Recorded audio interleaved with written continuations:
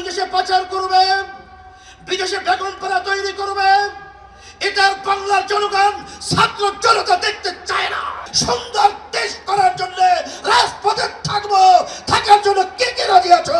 নারায়ে তাকবীর, আল্লাহু আকবার। জনগণ আপনারা দেশ 53 বছর পরিচালনা করেছেন, আমাদেরকে আপনারা কি দিয়েছেন? আর নতুন ভাবে আমাদেরকে ও পা দেখাই আর ভয় দেখানো, আশা দেখাই লাভ নাই। এখন পরিবর্তন করতে হবে।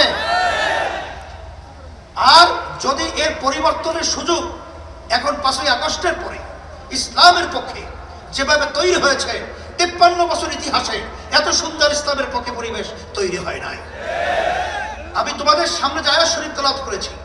আল্লাহ বলেছেন জিহাদ করার মতো এখানে আমাদের কার্যক্রম যদি করার মতো করতে পারি, আমার তো মন বলছে বাতিল কখনোই বাংলার জমিনে মাথা উঁচু করে দাঁড়াতে পারবে না, সাহস পাবে না। ওরা বাংলার জমিনের মধ্যে সেই মাথা নিচু করেই থাকতে হবে ইনশাআল্লাহ তোমাদের তৎপরতায়। সেই হিসাবে আমি তোমাদেরকে বলবো যে আজকে দেখছো যে কত মায়ের কোল খালি হয়ে গেল।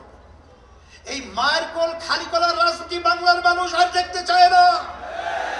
বাংলাদেশের টাকা বিদেশে পাচার করবে, বিদেশে বেগম পাড়া তৈরি করবে, এটার বাংলার জনগণ ছাত্র জনতা দেখতে চায় না।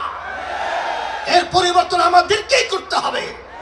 এই পরিবর্তনের জন্যই যদি আবার প্রয়োজন হয় আমরা আবার রক্ত দেব, আমরা জীবন দেব, তারপরে দেশকে সুন্দর দেশ করার জন্য রাজপথে থাকবো, থাকার জন্য কে কে রাজি আছো?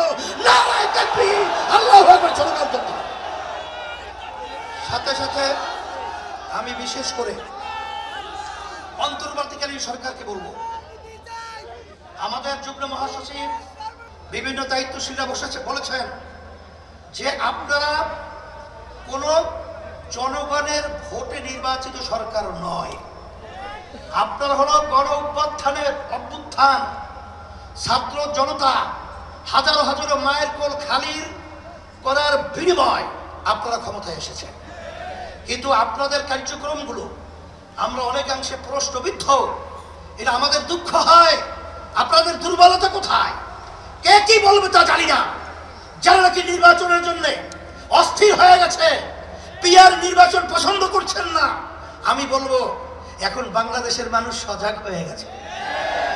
আপনারা জরিপ করে দেখেন, আপনারা তো মনে করেন আপনারা অনেক তাল গাছ হয়েছেন। আসলে আপনাদের মায়ের পায়ের নিচে মাটি নেই, মাটি কিন্তু সরে গেছে। এখন এই বাংলাদেশের মধ্যে আর এই চাঁদাবাজদেরকে, এই যারা নাকি জায়গা দখলকারীদেরকে, খুনিদেরকে, গুমিদেরকে বাংলাদেশের মানুষ দেখতে চায় না। পরিবর্তন করতে হবে।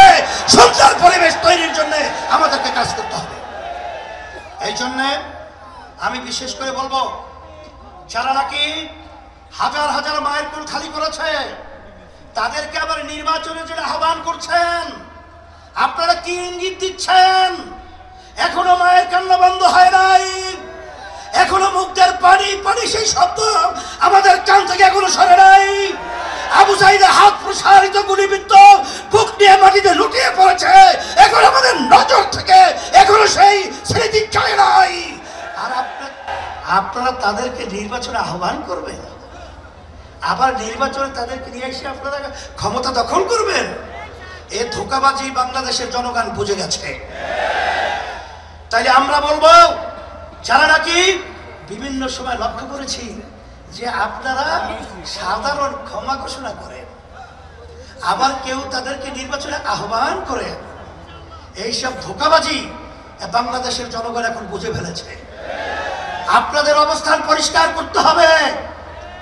আপনারা এই স্লোগানের মাধ্যমে কাদেরকে খুশি করতে চান এটা কিন্তু বাংলাদেশের মানুষ বোঝে।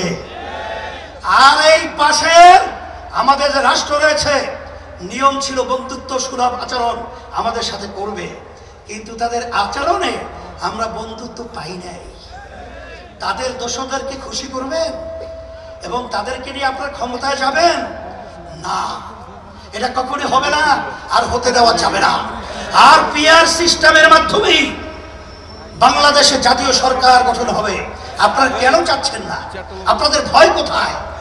আবার আপনারা এই নির্বাচন পদ্ধতির মাধ্যমে এককভাবে ক্ষমতায় গিয়ে আবার আপনারা বিভিন্ন ধরনের আমাদের উপরে সেই স্টিম রুলার জুলুমের এটা চাপিয়ে দেবেন, এটা হবে না।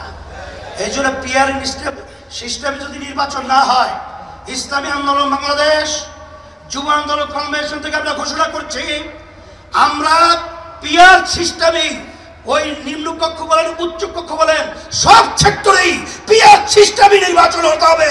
প্রত্যেকটা ভোটারের তাদের ভোটের অধিকার বাস্তবায়িত হবে। বাংলাদেশে জাতীয় সরকার হবে, নাহলে আমাদের আন্দোলন করার প্রয়োজন হলে আন্দোলন করব, সংগ্রাম করব, পিআর সিস্টেমে নির্বাচন বাস্তবায়ন করে ছাড়বো ইনশাআল্লাহ।